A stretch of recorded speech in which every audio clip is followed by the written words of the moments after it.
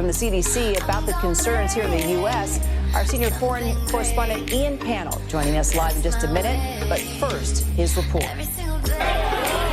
Tonight, the global fear of COVID-19 as cases around the world continue to grow. Anger boiling over in Ukraine as evacuees from China touch down for quarantine. Protesters there clashing with police after a false rumour a handful were infected with the new coronavirus. And tonight, a somber reality check from the World Health Organization. Although the number of cases outside China is still small, time to stop the spread of the virus may be running out. The window of opportunity is narrowing, so we need to act quickly before it closes completely. New clusters of the virus have grown in just the last few days. In northern Italy, this hospital ER is now closed after a patient spread the virus to 5 doctors and nurses and others. Restaurants and schools are also being closed down.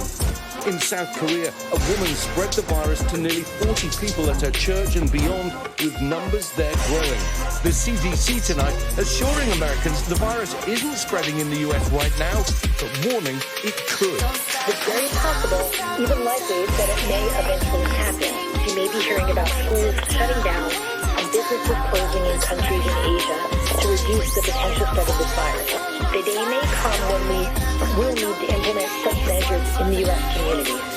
Tonight in Japan, the last few hundred passengers and crew now expected to leave the stricken Diamond Princess, with growing questions about how the quarantine was carried out on board.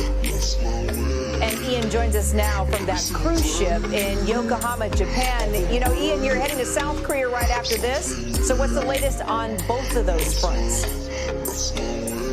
Yeah, I mean, it really feels so different here in Asia, the whole atmosphere and the cases that are being reported are continuing to rise. We're heading to South Korea toward that key city where there's been a significant outbreak. What we understand is this is a woman who is part of a Christian sect, being described as a cult by some people, but she was infected. She's been titled a super spreader by authorities there. She didn't know that she was infected, but the way that that particular sect conducts its church services involves people gathering on the ground in confined spaces, and she has passed that virus on to a significant number of people. The number of cases in South Korea doubling overnight, and the government there saying while before it was alert to people flying into the country from overseas, it's now got a very serious domestic problem. It feels it can control it, but it shows the dangers of where this virus may go from here. Well, Ian, we heard the WHO issue that warning about the window for containment. So how big do they fear this could get?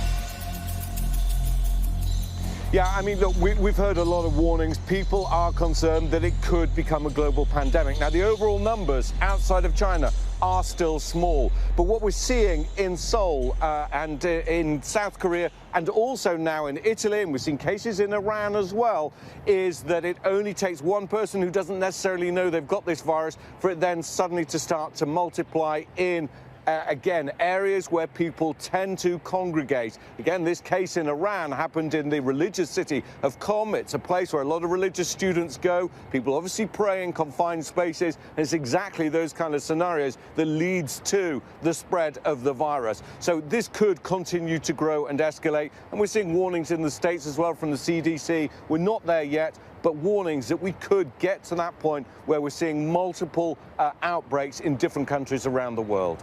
Well, we'll definitely stay on the story. Ian Pannell in Japan for us. Thanks, Ian. Hi, everyone. George Stephanopoulos here. Thanks for checking out the ABC News YouTube channel. If you'd like to get more videos, show highlights, and watch live event coverage, click on the right over here to subscribe to our channel. And don't forget to download the ABC News app for breaking news alerts. Thanks for watching. Flawless, that's what I call it.